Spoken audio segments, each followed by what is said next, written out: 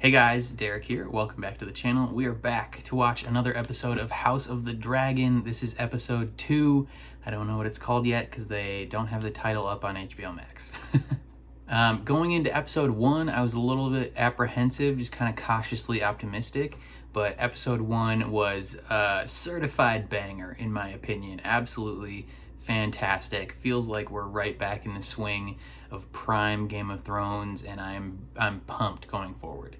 Last episode was also pretty brutal with the death of the heir to the throne, and it really set up the conflict going forward of the line of succession and what is going to be going on with that between Daemon and Rhaenyra, and possibly some outside interference from the high towers, and we'll see what happens, but I'm very excited. So before we jump into it, if you end up enjoying my reaction, please leave a like on the video. It means a lot to me. If you're new here, hit subscribe and ring the bell so you're notified when I upload. And then if you want to see the full uncut version of this reaction, consider supporting me on Patreon. That's linked in the description. That would mean the world as well. But otherwise, let's jump into episode 2 of House of the Dragon. Ooh. The classic Game of Thrones intro song.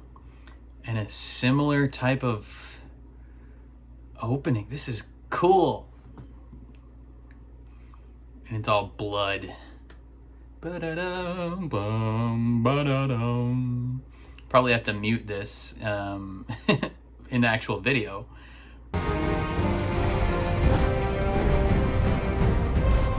Executive producer George R.R. Martin. That's what we like to see, baby.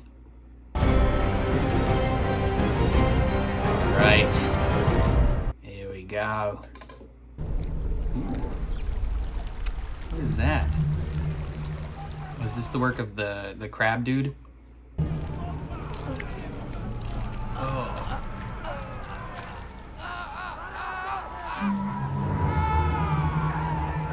The crab feeder or whatever his name was, who he leaves his enemies on the beach and lets the crabs eat them. With the help of the Hand, I've invited a number of fine candidates to court. All have passed fair trials. Okay, cool. 4 ships have now been lost. The last one was flying my banner. The Stepstones have now grown into a conflagration, yet you sit here and dither about court business. If you've something to discuss, Lord I want to know what is to be done. You gotta put your ball in the little plate. I don't want compensation. I want to seize the Stepstones by force. I am not prepared to start a war with the Free Cities. Were that to happen, the losses would be incalculable.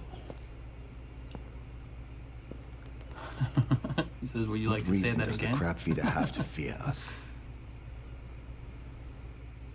Oh snap. That's a good point. Play to their egos. a seat at the king's table does not make you his equal. I love every time someone talks back to this guy, he just starts walking towards him like, you trying to fight? You have dragon riders, father.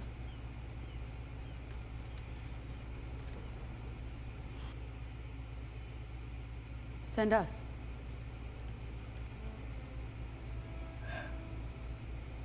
It isn't that simple, Rhaenyra. At least the princess has a plan. True facts, she does. Although she is technically not on the council. There's some better use for the princess's talents, Your Grace. Bro, she's the heir to the throne. They don't want her to talk.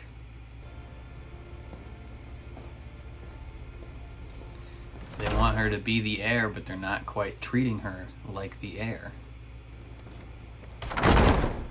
This is a kingdom she will inherit. I feel like she should have some say on what goes down. Many of these knights have combat experience, beyond capturing poachers. They do not. Sir Except for this Kristen guy. Cole. Hell yeah. Pick him. He beat her brother. Or not her brother, her uncle. Be welcome, Sir Kristen. You saw combat in the Stormlands. You win. We pick you. I choose Sir Kristen Cole. Let's not be too hasty. Why? Because he's common born? There's no doubt Sir Kristen is a fine warrior, but houses such as Crickle and Mallister are important allies of the crown.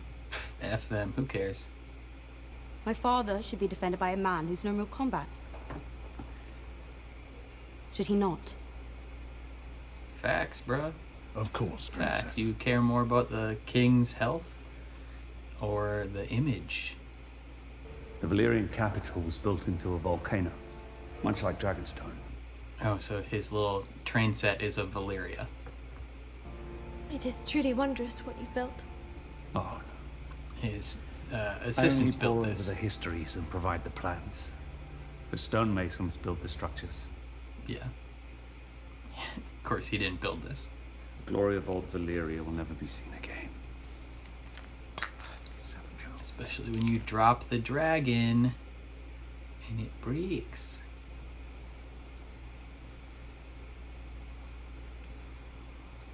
They're trying to set something up between these two. You do not mention our talks to Rhaenyra, do you? No. I fear that she wouldn't understand them. No, Your Grace.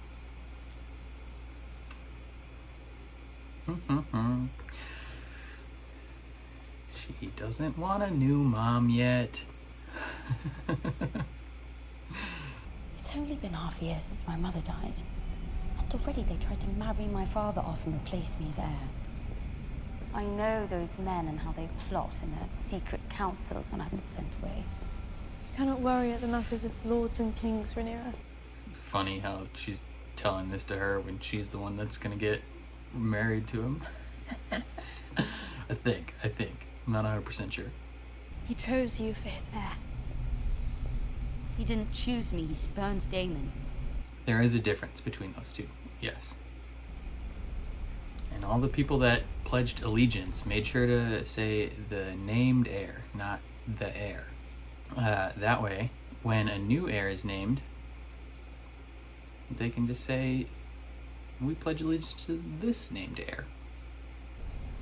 I find this is a way to be with my mother. So it's been roughly, what, 6 months, they said? What do I say? Whatever you wish. It's only for you and the gods to know.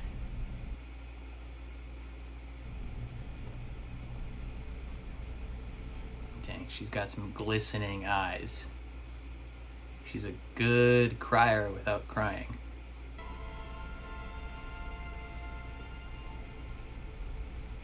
Wow. This girl's a good actress, man. I mean, I know it's not necessarily some, like, she's not delivering some big bombastic monologue, but that was a subtle scene. When I wish to talk with him, I know that I must make the effort. Thank you. Dang, she is a excellent little middleman between that relationship. Slyly manipulating her. I mean, positively manipulating her in this case, but still. As king, it is my obligation to avoid war until such time it is unavoidable. None among us desire open war. But you gotta be ready for it. To elude a storm, you can either sail into it Or away from or it. around it. But you must never await its coming. Ooh, facts. Facts, bro. That's some sailing knowledge, bro. Sailing. Join our families. Wed our daughter Lena. Unite the two great surviving Valyrian houses, with the Targaryen dragons and the Valyrian fleet bound in blood. Interesting. Very interesting. You could not ask for a stronger match than Lena. I think he's got his eyes on another lady. But it's interesting that they already are like trying to move beyond Rhaenyra. I loved your mother very much. As did I. I wonder if she blames him for like choosing a potential heir over the life of her mother. Even though I'm pretty sure her mom was gonna die in childbirth regardless. Today at small council, Paid no mind. I thought I might have had some insight. You're young. But You will learn. I mean, she's kind of right. Are those maggots? The maggots will remove the dead flesh and hopefully stop the advance of the rot. I know that works, but ew. Oh, this girl's straight tiny. Your Grace, Yes, it young would child. be a great honour to join our houses, as they were in Old Valyria. Oh, you Is poor that child. what your father told you to say?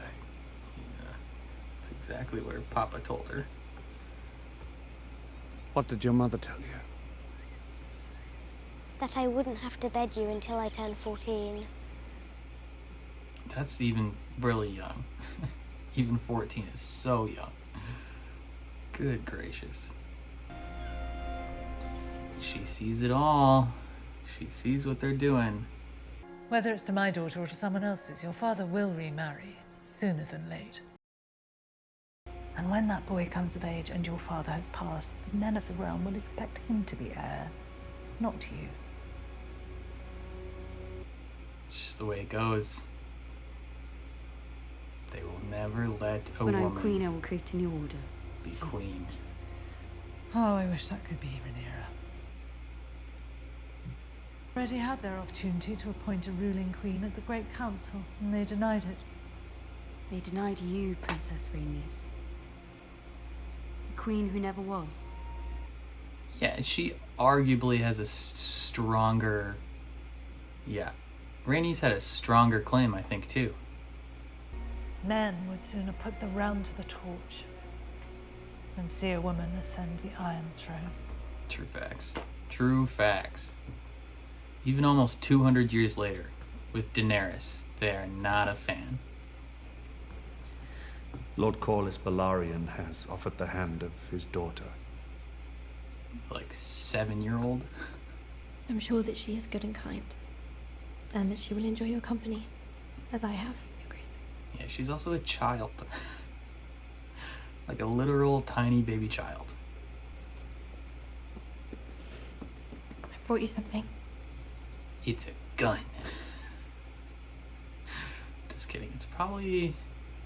It's a small knife, letter opener, necklace. Did she fix that dragon that he broke? That's it. Okay, so these two Very kind. definitely gonna touch private parts at some point. Atroxios introro macitas, exis neus. During the hour of the bat. Basso gendona, laudicio e lot upidas. Scorcidosos adriso dromon A tomerso. dragon's egg was stolen. It is the pleasure of Daemon Targaryen, the Prince of Dragonstone and rightful heir to the Iron Throne, to announce that he is to take a second wife in the tradition of Old Valyria. Grace is with child and is to have a dragon's egg placed in the babe's cradle in the custom of House Targaryen.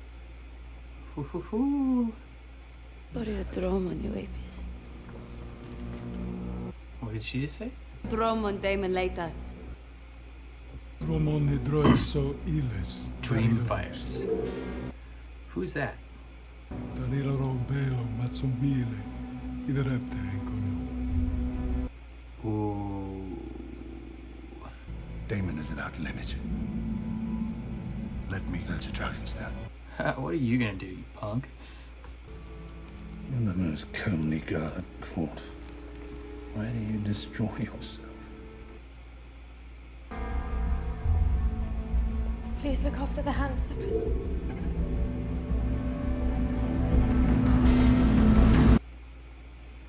Yeah, I do not think she enjoys her father very much at all. We haven't seen Dragonstone since late era Game of Thrones.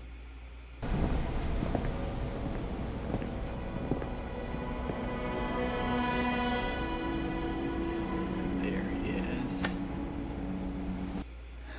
You've come for your prize, come take it. Sir Crispin, wasn't it? Sir Kristen Cole, my prince. Ah, yes, apologies. I couldn't recall. Perhaps my prince recalls when I knocked him off his horse. Very good. You've come for the egg. Come and take it. Here it is.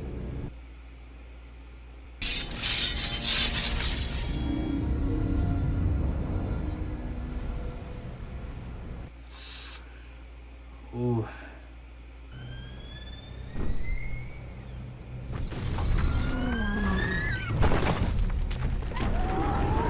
Oh, that's his dragon. He wins.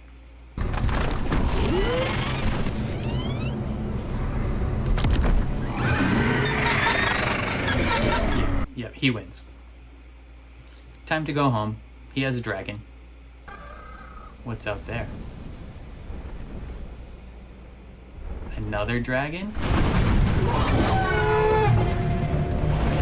Ooh, Rhaenyra. Interesting.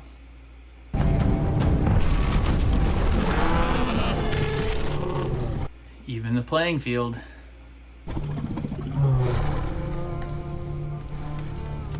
God dang.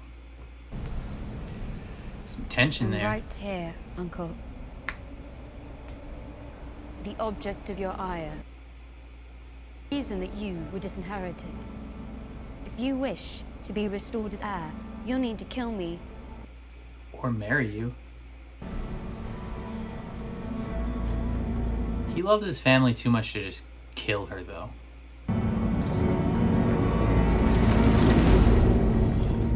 Treats the egg so cavalier.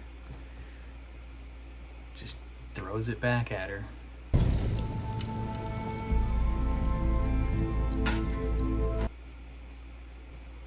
She just saved all your lives. You should be thankful. What's Stannis like? She is 12. She will mature. It's pretty young. Pretty young. You should wed Lena Velaryon, Your Grace. Sate Lord Corlys and fix him at your side. I don't think he's gonna do it, though. Your Grace, the princess has returned from Dragonstone. Dragonstone? Oh, he didn't know she went either. She's like, I'm doing this, shiz, and not asking permission. That was her idea at the beginning anyway. Send a dragon rider. But did it work? You are my only heir. You could have been killed.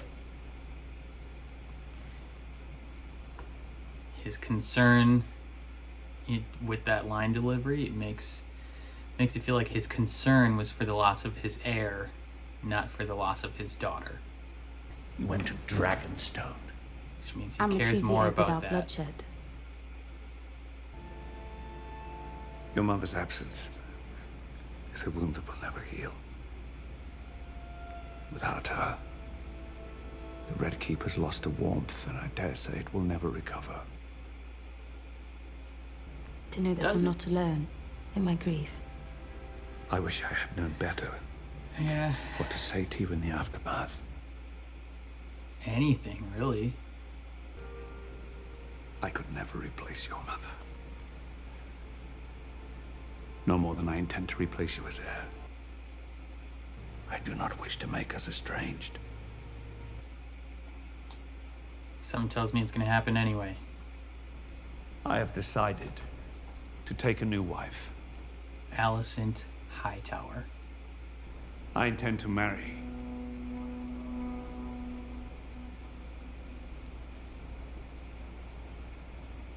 The Lady Alicent Hightower. Plot twist. This guy's like, what the F? For real.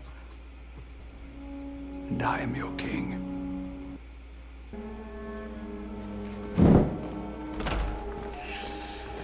Maybe not for much longer.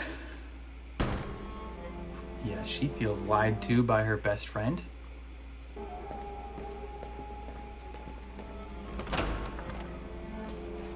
She feels as though her friend was playing her. Who are you talking to? I've always thought of you and I as having been made from the same cloth.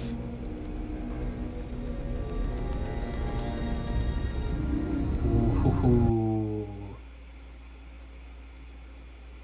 God dang. The Crab Feeder is backed by powerful entities within the Free Cities who wish to see Westeros weakened. Ugh. Waiting in the Stepstones is a chance for you to prove your worth to any who might yet doubt it. We are the realm's second sons, Daemon. Our worth is not given. It is taken. It must be made.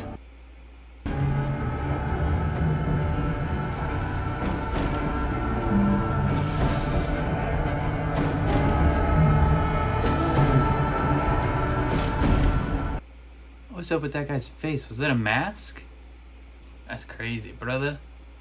Okay, another banger of an episode. This truly does feel like prime Game of Thrones. This feels like season 3, season 4, maybe a little bit of season 5 Game of Thrones, where it's just like, just deeply political things. A lot of big, massive things happen without you realizing. Like there's these small decisions made here and there that have massive implications on, you know, the future of the realm, essentially. And it's a lot. There's a lot.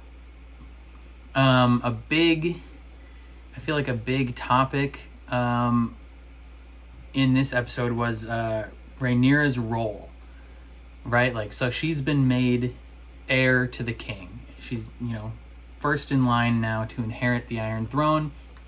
But like they talked about in the post-episode thing, for the most part, she doesn't feel as though, you know, they're following up those words with any sort of action or treatment towards her, right? Like she doesn't feel as though she's respected or listened to in any way that truly matters, right? Like she is at the small council still, but she's still like the cupbearer. She hasn't been invited onto the small council. You know, she's the future ruler of this nation, essentially, and she's still being treated as though like she has the same exact role that she had before. Like nothing has changed for her.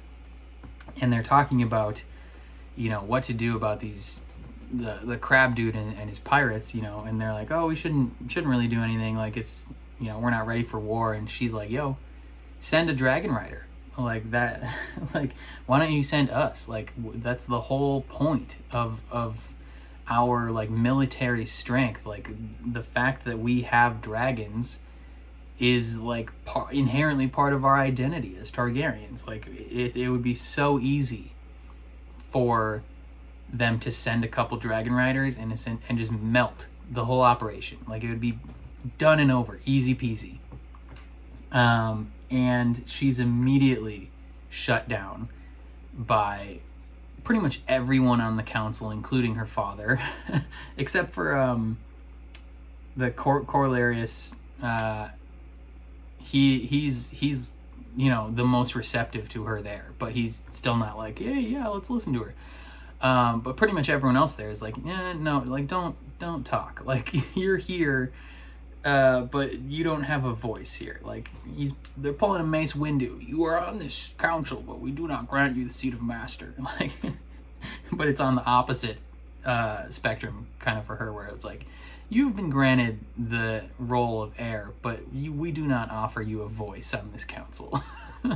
and so a lot stems from this throughout the entire episode, because, you know, she's been named the heir, but both in that interaction and then everything else they're doing, they're essentially treating it as like, okay, she's not truly the heir. Like they're trying to marry the king off to other people so that he can produce more heirs, because even though he tells her later, like, I don't intend to replace you, he does.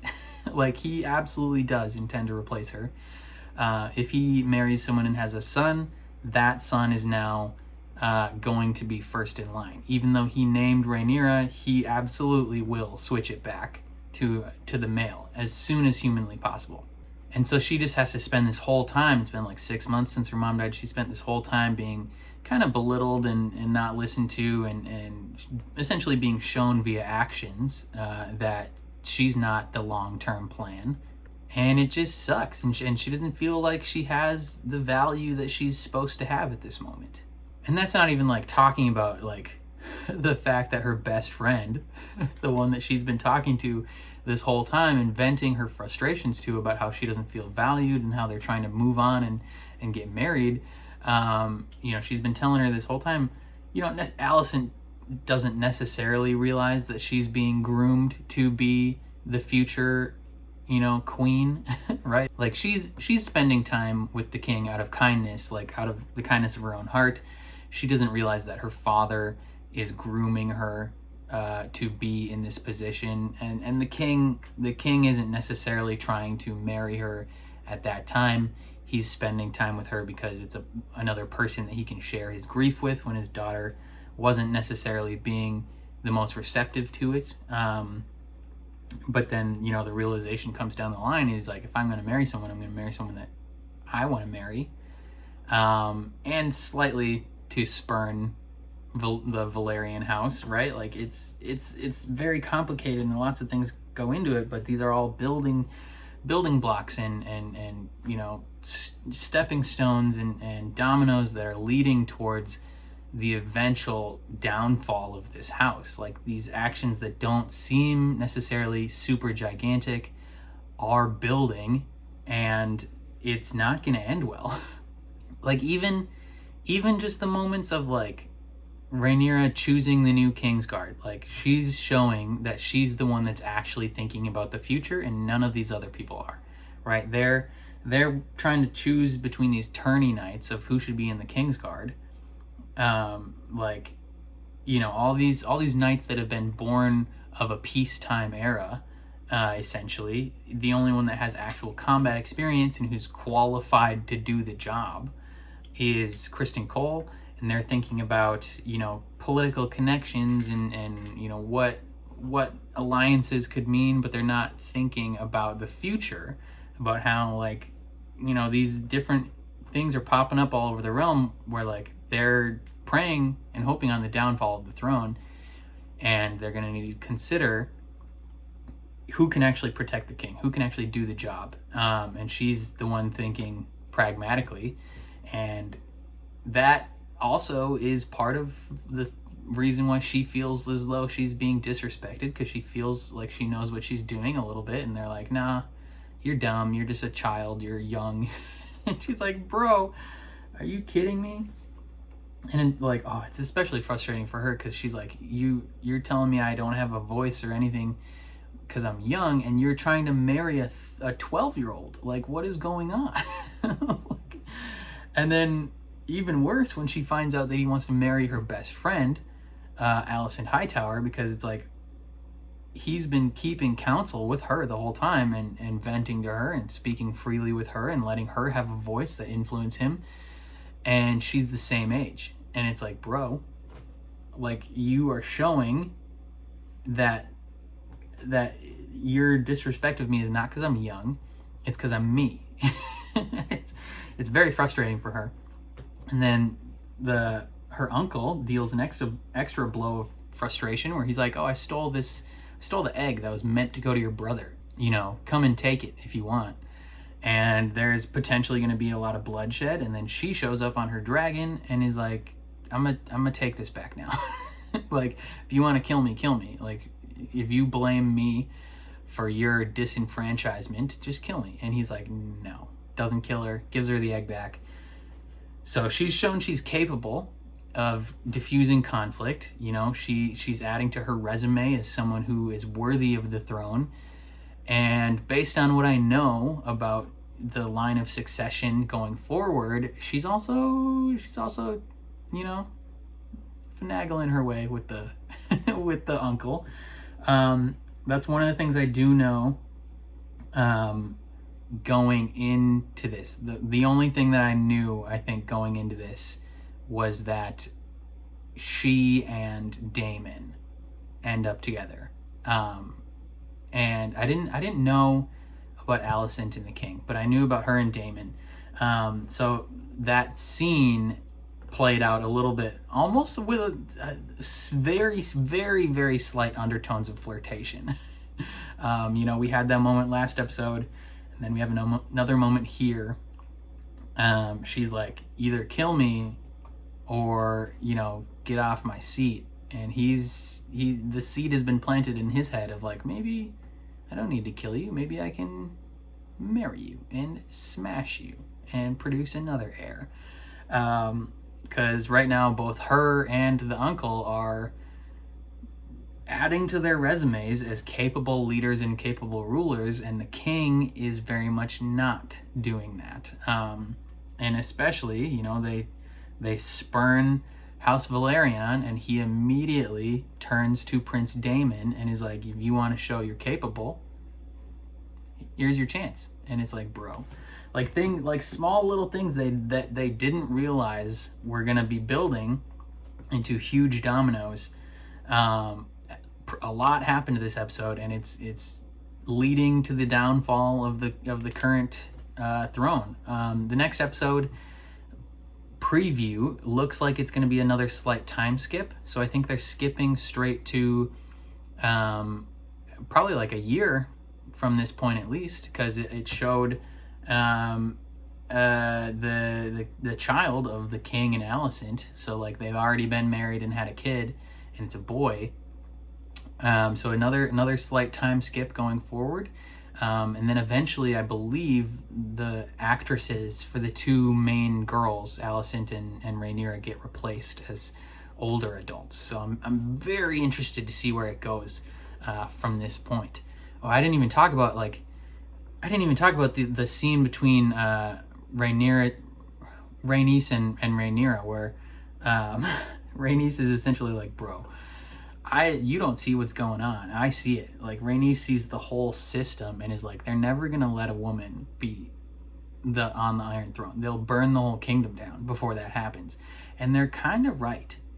Like, she's kind of right in a sense. Like, I think the first technical queen of the Seven Kingdoms is Cersei, right? Like, she's like, I'm queen now. And then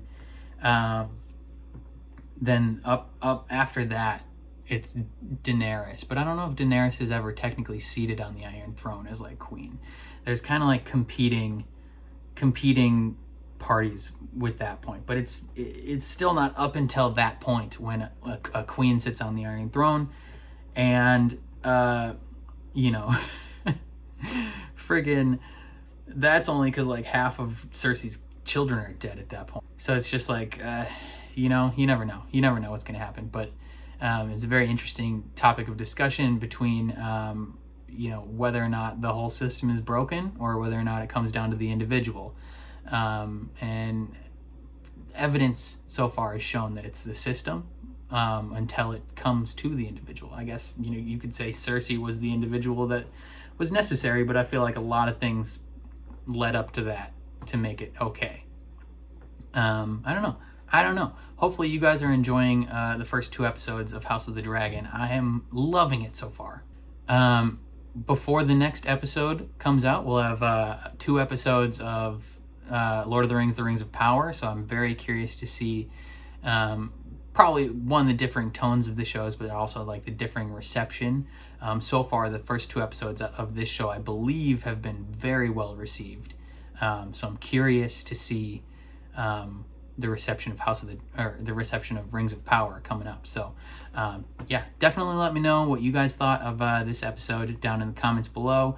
If you are unfamiliar with what happens in the story going forward, definitely let me know all your thoughts. If you are familiar with the story of Fire and Blood, how do you feel about you know, how it's being put forth so far. I would love to hear everything. If you enjoyed my reaction, please leave a like on the video. It means a lot to me, helps my channel out a ton. If you are new here or you find yourself coming back often, hit subscribe and ring the bell so you're notified when I upload. And then if you want to see the full uncut version of this reaction, consider supporting me on Patreon. That would mean the world. But otherwise, thank you for watching, and I will catch you guys next time.